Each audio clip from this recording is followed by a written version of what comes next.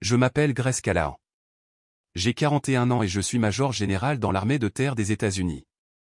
J'ai dirigé des missions à l'étranger, négocié des opérations classifiées avec des services de renseignement étrangers et commandé des troupes dans des conditions que la plupart des gens ne pourraient même pas imaginer.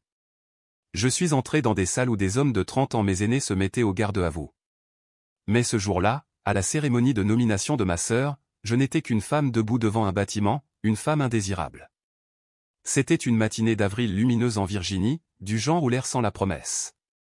J'avais pris un congé, j'étais venu en avion discrètement et j'avais acheté un modeste bouquet de lys blancs, les préférés d'Abby. Je ne l'avais pas vu depuis 2 ans. Pas depuis Noël, quand notre mère m'avait dit au téléphone que la famille avait juste besoin d'un peu moins de tension cette année. Sans rancune, avait-elle ajouté, comme si être effacé des plans de vacances était une simple erreur de calendrier. Pourtant, je suis venu parce que, malgré tout, j'étais fier d'Abby. Elle venait d'être diplômée de l'Académie navale et recevait sa commission d'officier. C'était un grand événement. Je me souvenais de la première fois où elle avait parlé de s'engager, de la façon dont je l'avais aidée à se préparer pour ses entretiens, de la façon dont elle veillait jusqu'à minuit pour me demander à quoi ressemblerait l'instruction de base. Elle avait l'habitude de m'appeler son héroïne. Alors, vous pouvez imaginer ce que j'ai ressenti quand je suis arrivé et que l'agent de sécurité à l'entrée a secoué la tête. « Désolé, madame. Vous n'êtes pas sur la liste. » Au début, j'ai pensé que c'était une erreur. Peut-être que mon nom était mal orthographié. Peut-être qu'il était sous mon grade. J'ai sorti ma carte d'identité doucement, calmement. Je suis le major général Grace Callahan. Je crois être ici en tant qu'invité de la famille. Il a de nouveau baissé les yeux sur sa liste, puis m'a regardé avec l'expression vide et impersonnelle d'un homme qui fait son travail. Je ne le vois pas, madame. Je vais devoir vous demander de vous mettre sur le côté. Et d'un seul coup, je suis devenu invisible. Les gens passaient en robes pastel et costumes impeccables, bavardant, riant. Certains étaient des amis de lycée, d'anciens voisins, des gens à qui Abby n'avait pas parlé depuis des années. Mais sa propre sœur, son unique sœur, était laissée dehors, tenant un bouquet qui commençait déjà à se flétrir sur les bords. Je suis resté là un instant de plus, sans rien dire, respirant simplement. Puis je me suis retourné pour m'en aller.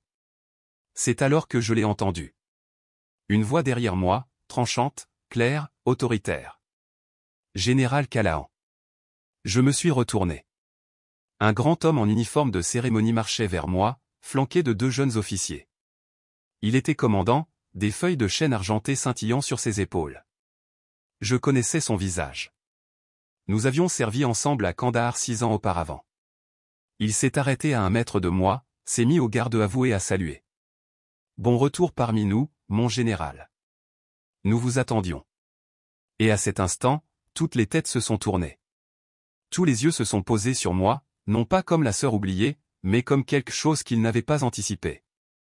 À l'intérieur de la salle, Abby se tenait figée à la tribune, nos regards se sont croisés, et pour la première fois depuis des années, j'ai vu quelque chose de familier sur son visage. La peur. Je n'ai pas toujours été l'intruse. Du moins, pas quand nous étions enfants. Abby avait l'habitude de me suivre dans le jardin comme un caneton, ses cheveux en couette désordonnés, sa petite voix demandant toujours « Est-ce que je peux venir aussi, Gracie ?» J'avais 10 ans quand notre père m'a emmené pour la première fois à la base pour une journée, emmener votre enfant au travail. Je me souviens de mes yeux s'illuminant à la vue des rangées d'uniformes et de l'ordre de ces gens qui semblaient avoir leur place quelque part. Ce jour-là, je suis rentré à la maison et j'ai scotché une étoile en papier sur le mur de ma chambre. Futur général, avais-je écrit en dessous. Abby a dessiné une fleur à côté et a dit qu'elle voulait être peintre. C'était avant que tout ne change. Quand je me suis engagé juste après le lycée, mes parents ont dit à tout le monde que je traversais une phase. Ma mère a appelé cela un écart de conduite rebelle, quelque chose dont je finirais par me lasser. Ils ne sont pas venus à ma remise de diplôme de l'instruction de base. Ils ont dit que c'était trop loin, trop poussiéreux, et franchement, trop en deçà de ce qu'ils avaient imaginé pour moi. Quand j'ai été promu capitaine, ils ont envoyé une carte avec 2 semaines de retard, avec un autocollant de smiley à la place d'une vraie signature. Au moment où j'ai été promu major, le fossé entre moi et la famille s'était creusé comme un canyon. J'essayais toujours. Anniversaire, vacances, barbecues familiaux. Mais peu importe le chemin que j'avais parcouru, l'histoire qu'il racontait sur moi ne changeait jamais. Grace est trop intense. Elle est mariée à son travail. Elle ne se soucie pas des traditions. Et Abby, elle est devenue la fille en or. Elle a suivi un chemin plus acceptable, lycée privé, équipe de danse, université d'État avec les relations de maman dans sa sororité. Quand elle a annoncé qu'elle postulait à l'Académie navale, mes parents ont organisé un dîner de célébration. Mon père a porté un toast à « notre fille qui ramène enfin l'honneur dans cette famille ». Je n'étais même pas invité. Je l'ai découvert grâce à une photo que quelqu'un a publiée en ligne, la famille réunie autour d'une longue table, tout le monde souriant comme s'ils ne m'avaient pas complètement exclu de leur vie. Abby était au centre, rayonnante comme si le monde tournait autour d'elle.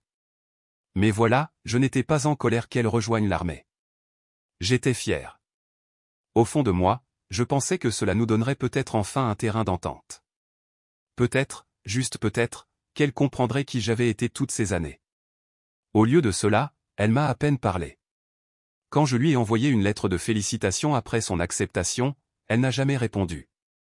Quand j'ai essayé de la joindre par des amis communs sur la base, j'ai eu droit à un silence radio. Et puis la semaine dernière, j'ai vu la liste des invités circuler dans l'un des groupes d'anciens élèves auxquels j'appartiens. Des dizaines de noms, famille élargie, amis de la famille, gens de l'église. Le mien n'y était pas. Pourtant, j'espérais. J'ai emporté mon uniforme de classe au cas où. J'ai même réservé un hôtel près de la cérémonie. Une partie de moi voulait encore croire que les liens du sang comptaient, qu'être sa sœur signifiait quelque chose. Ce n'était pas le cas. Pas jusqu'à ce que le commandant sorte et fasse voler en éclats la performance qu'ils avaient chorégraphiée sans moi. Il ne s'est pas contenté de me saluer, il m'a fait entrer. Garde à vous sur le pont, a-t-il lancé alors que nous entrions. La salle est devenue silencieuse. Même les gradés à l'avant se sont levés. J'ai hoché légèrement la tête, reconnaissant leur courtoisie, et j'ai pris place au premier rang, seul. Personne ne m'a offert de programme. Personne n'a souri. Mais cela n'avait pas d'importance, car chaque regard qui m'avait autrefois ignoré me fixait maintenant comme si j'avais réécrit le scénario. Je n'ai pas eu besoin de dire un mot, et pourtant, ils ont tous entendu. Après la fin de la cérémonie, j'ai attendu que la dernière salve d'applaudissements s'estompe. La foule a commencé à se disperser, les familles étreignant leurs nouveaux officiers, prenant des photos près des drapeaux. Je suis resté assise. J'étais là pour une conversation qui attendait depuis plus d'une décennie. Je n'étais pas là pour la gloriole. À ma vue près de la sortie, Abby a hésité une seconde, puis elle s'est détournée, rentrant les épaules comme si elle pouvait disparaître dans son cercle d'admirateurs. Mais le commandant, le capitaine Wills maintenant, a été plus rapide. Il lui a doucement touché le coude. « Lieutenant Callahan, dit-il, d'une voix qui trancha ses nerfs comme du verre. Votre sœur voudrait vous parler. Cela l'a fait se retourner. Son sourire était mince, poli, trop répété. Grace, je ne savais pas que tu venais. Ah non, dis-je tranquillement. Elle jeta un coup d'œil aux invités autour de nous. Ce n'est peut-être pas le meilleur endroit. Non, dis-je. Ici, c'est très bien. Elle expira brusquement. D'accord. Eh bien, merci d'être venu. Cela comptait beaucoup. Tu m'as laissé hors de la liste des invités, Abby. Elle cligna des yeux. Il y avait un nombre de places limité. Nous avons dû établir des priorités. Des cousins éloignés étaient sur la liste. Des gens qui te gardaient quand tu avais 3 ans étaient sur la liste. Mais ta sœur, un major général en service, n'y était pas, je n'élevais pas la voix. Je n'en avais pas besoin. La vérité a sa propre fréquence. Elle déglutit. Maman a dit que tu ne viendrais probablement pas, que tu ne voudrais pas attirer l'attention. C'est pratique, dis-je. Maman décide de ce que je veux depuis des années. Comme quand elle a dit à tout le monde que j'avais manqué ta remise de diplôme par dépit, alors qu'on ne m'avait jamais communiqué ni l'heure ni le lieu. Le visage d'Abby se décomposa. Elle ouvrit la bouche, puis la referma. Je me suis approché. Tu n'as pas à m'aimer, Abby. Tu n'as pas à me comprendre, mais tu n'as pas le droit de m'effacer. Sa voix se brisa. Tu crois que ça a été facile pour moi? Vivre dans ton ombre, être toujours comparé à la sœur qui est une sorte de légende. Les gens chuchotent sur toi chaque fois que j'entre dans une pièce. Je n'ai jamais demandé ça, répondis-je. Tout ce que j'ai toujours voulu, c'était faire partie de cette famille. Mais chaque fois que je faisais un pas en avant, tu t'assurais que je reste sur la touche. Ce n'est pas vrai. Tu as dit à papa que je rendrais les choses politiques si je venais à Thanksgiving. Ses yeux s'écarquillèrent. Il a dit ça? Il m'a montré le message. Elle se détourna, soudainement incertaine de sa propre version de l'histoire. Ses bras se croisèrent sur sa poitrine, serrés comme une armure. C'est juste que, c'était toujours plus simple quand tu n'étais pas là. Tu rends tout pesant. J'ai hoché la tête. C'est parce que je ne fais pas semblant. Je ne mens pas sur qui je suis juste pour mettre les gens à l'aise. Tu veux de la légèreté, Abby? Porte des pastels. Mais n'exclus pas les gens qui ont porté tes fardeaux quand tu étais trop jeune pour les comprendre. Elle baissa les yeux vers ses chaussures. Pendant une seconde, juste une seconde, j'ai revu la fille qui m'appelait à minuit en larmes, celle qui chuchotait des secrets sous les couvertures et me demandait si je resterais avec elle si le monde venait à finir. Je ne savais pas que ça te ferait autant de mal, murmura-t-elle. Non, dis-je, plus doucement maintenant. Tu ne t'en souciais tout simplement pas jusqu'à ce que ça nuise à ton image. Elle cligna rapidement des yeux. Je ne voulais pas être cruel. Mais tu l'as été, répondis-je. Et si tu veux le pardon, tu devras faire plus que d'offrir une conversation de politesse maladroite dans une salle bondée. Je me suis retourné pour partir. Derrière moi, elle n'a pas appelé, mais alors que je sortais sous le soleil déclinant, j'ai entendu une respiration tremblante et le son très faible de quelqu'un qui commençait à pleurer. Ce n'était pas une victoire, mais c'était le premier son honnête que j'entendais de sa part depuis des années. Le trajet de retour à mon hôtel fut silencieux. Pas de musique, juste le bourdonnement régulier des pneus sur l'asphalte et le rythme de ma propre respiration, essayant de donner un sens au poids qui pesait sur ma poitrine. Ce n'était plus de la colère, ça ne l'était plus depuis longtemps. Ce que je ressentais était quelque chose de plus doux, de plus ancien, comme un chagrin qui s'était installé jusqu'aux os. Je me suis garé, j'ai laissé l'hélice sur le siège passager et je me suis dirigé directement vers l'ascenseur. L'uniforme semblait encore rigide contre ma peau, comme une armure que je n'avais pas enlevée depuis des jours. Mais quand je me suis regardé dans le miroir de ma chambre, je n'ai pas vu une guerrière. J'ai vu quelqu'un de fatigué.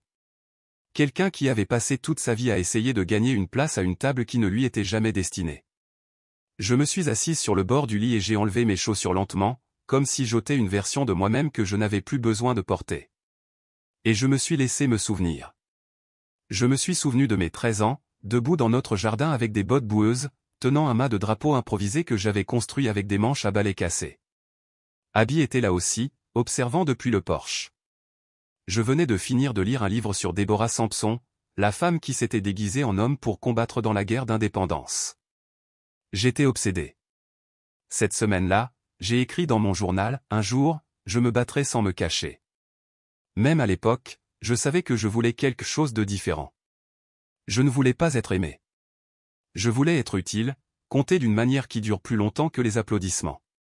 Mais le prix à payer pour choisir cette vie, pour me choisir moi-même, a été de perdre l'illusion de la famille. Mes parents n'ont jamais compris ce que je construisais. Chaque promotion semblait être une note de bas de page dans leur conversation. Quand je suis devenu commandant de bataillon, ma mère a demandé si cela signifiait que j'allais enfin me ranger. Quand j'ai été promu colonel, mon père a dit « c'est bien ». Abby vient d'obtenir sa licence d'agent immobilier. Tu sais, elle travaille dans l'immobilier de luxe maintenant. J'étais dans une zone de guerre. Elle vendait des appartements. Et d'une manière ou d'une autre, c'est elle qu'ils ont encadrée sur le mur du salon. Mais j'ai continué d'essayer. J'envoyais des cadeaux à chaque Noël. J'appelais pour les anniversaires même quand personne ne répondait. J'ai pris l'avion pour rentrer quand papa a été opéré, j'ai dormi dans la chambre d'amis pendant 4 jours pendant lesquels personne ne m'a adressé plus de 10 mots. Je m'étais convaincu que l'effort équivalait à l'appartenance. Que si je donnais assez, si j'aimais assez fort, si je me prouvais assez bruyamment, il me verrait. Mais l'amour, j'ai appris, n'est pas quelque chose que l'on gagne. Et la famille, ce n'est pas toujours ceux qui partagent votre sang. Parfois, ce sont ceux qui vous saluent sans hésitation, qui vous confient leur vie dans une tempête de sable, qui surveillent vos arrières dans une zone de combat, et qui pleurent ensuite avec vous en silence quand la mission se termine. Ma vraie famille, elle est dispersée sur tous les continents, liée par des serments, du cran et des lettres écrites sous une lune rousse pour rentrer à la maison. Des soldats, des médecins, des aumôniers, ceux qui se fichent de savoir si je portais de l'eyeliner ou si j'ai manqué un autre anniversaire. Ils se soucient que je sois présente quand ça compte, que je tienne bon, que je ramène tout le monde à la maison si je le peux. Et je le fais, parce que c'est ce que je suis devenu quand j'ai cessé de courir après une place à leur table et que j'ai construit la mienne. Ce n'était pas facile. Il y a eu des nuits où j'ai voulu disparaître. Des nuits où j'ai fixé le plafond en me demandant si j'étais simplement trop difficile, trop sérieuse, trop. Mais ensuite, je pensais aux cadets que j'ai guidés et qui dirigent maintenant leur propre section. À la veuve que j'ai réconfortée après les funérailles de son mari. Aux lettres de jeunes femmes qui m'ont vu parler une fois et ont décidé qu'elles étaient assez courageuses pour postuler à l'académie. Après tout, je comptais, discrètement, constamment. Et aucun dîner de famille, aucun mur de photos, aucune invitation ignorée ne pouvait m'enlever cela. La guérison, j'en suis venu à le comprendre, ce n'est pas tourner la page. C'est y voir plus clair. C'est regarder les gens qui vous ont tourné le dos et réaliser que vous n'avez plus besoin de leur courir après. C'est s'éloigner les épaules droites, non pas avec amertume, mais en paix. Parce que je n'ai pas besoin qu'ils disent qu'ils avaient tort. J'ai juste besoin de me souvenir que j'ai toujours eu raison de me tenir droite. 3 jours après la cérémonie, j'ai reçu une lettre, une vraie, pas un courriel, pas un message texte manuscrit sur du papier blanc uni, soigneusement plié dans une enveloppe sans adresse de retour. C'était d'Abby. L'écriture était familière, toujours penchée vers la droite, bouclant toujours ses G comme si elle écrivait en cursive juste pour la frime. Grèce. Je ne sais pas comment dire cela sans donner l'impression que j'essaie de réparer quelque chose qui ne peut pas l'être. Peut-être que c'est ce que je fais. Peut-être que je devrais simplement accepter que j'ai brisé quelque chose que je n'ai jamais vraiment compris. Mais je t'ai vu ce jour-là, pas seulement en uniforme. J'ai vu comment la salle a changé quand tu es entré. Comment les gens se sont levés, comment ils te respectaient. Et j'ai réalisé que je ne t'ai jamais défendu. Pas une seule fois. J'étais assise dans ma cuisine à lire ces mots, mon café refroidissant dans mes mains. Bravo était couché à mes pieds, son œil unique suivant ma respiration comme s'il pouvait la sentir trembler. Je crois que j'étais jalouse. Pas seulement de ta carrière, mais de ta certitude. Tu as toujours su qui tu étais. Moi, je ne savais que plaire. Ce jour-là, à la cérémonie, je pensais qu'être sous les projecteurs signifiait quelque chose. Mais ça ne ressemblait pas à de la lumière. Ça semblait creux. Toi, debout là, silencieuse, calme, sans t'excuser, voilà à quoi ressemble une vraie prestance. Elle ne demandait pas pardon. Elle ne faisait pas semblant. Elle disait simplement la vérité. Et pour la première fois depuis des années, je n'ai ressenti aucune envie de la corriger. Ce week-end-là, elle est passée. Elle n'a pas appelé avant, elle a juste frappé à ma porte vers 9 h du matin, vêtue d'un jean et d'un pull, tenant 2 tasses de café du coin. J'ai ouvert la porte en pyjama, les cheveux en bataille, surprise mais pas effrayée. Nous nous sommes assises sur la terrasse arrière, la même où j'avais planté du romarin et de la sauge, où les carillons éoliens se balançaient comme une respiration rendue visible. Elle m'a tendu le café sans un mot. Puis, lentement, elle a sorti quelque chose de son sac. Une photo encadrée. C'était nous, peut-être à 10 ans, toutes les deux dans le jardin. Elle tenait un pinceau, j'avais de la boue sur les genoux et un bâton dans une main comme une épée. Nos bras étaient passés l'un autour de l'autre comme si la gravité ne s'appliquait pas quand nous étions si proches. Je l'ai trouvée dans le grenier de maman, dit-elle doucement. Elle était cachée derrière de vieilles décorations de Noël. Je ne pense pas que quelqu'un se souvenait qu'elle était là. J'ai pris le cadre et je l'ai étudié. Nous avions l'air libre, sans filtre, avant que les rôles et la rivalité ne s'en mêlent. Elle me manque, dis-je tranquillement. Abby me regarda. Qui? La fille sur cette photo. Toutes les deux, en fait. Pendant un moment, nous n'avons rien dit. Le vent s'est levé. Bravo a aboyé après un oiseau puis s'est recouché. Puis elle a demandé, tu penses qu'on peut essayer à nouveau? Pas en tant que sœur parfaite. Juste 2 femmes qui essaient de se comprendre. Je l'ai regardée. Il n'y avait aucune manipulation sur son visage cette fois, aucun masque poli, juste une femme qui avait enfin cessé de jouer un rôle. Je ne sais pas, dis-je honnêtement. Mais on peut essayer. Et c'était suffisant. De nos jours, nous nous voyons 1 fois par mois. Un café, une randonnée, un repas partagé. Parfois c'est facile. Parfois non. Mais c'est réel. Et c'est plus que tout ce que nous avons jamais eu auparavant.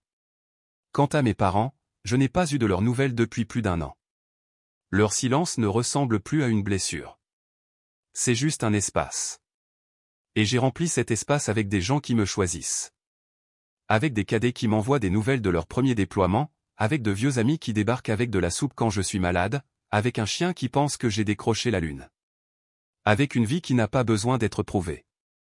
Je pensais autrefois que la reconnaissance devait venir de la famille. Maintenant, je sais que ce n'est pas le cas. La reconnaissance, c'est de savoir qui vous êtes quand personne ne regarde. C'est de se tenir seul dans une foule sans se recroqueviller. C'est de se présenter quand même quand votre nom n'est pas sur la liste. Parce que parfois, la validation la plus forte ne vient pas des applaudissements. Elle vient d'un homme en uniforme qui s'avance, vous salue devant tous ceux qui doutaient de vous, et dit « Bon retour parmi nous, mon général ». Et parfois, c'est toute la conclusion dont on a besoin.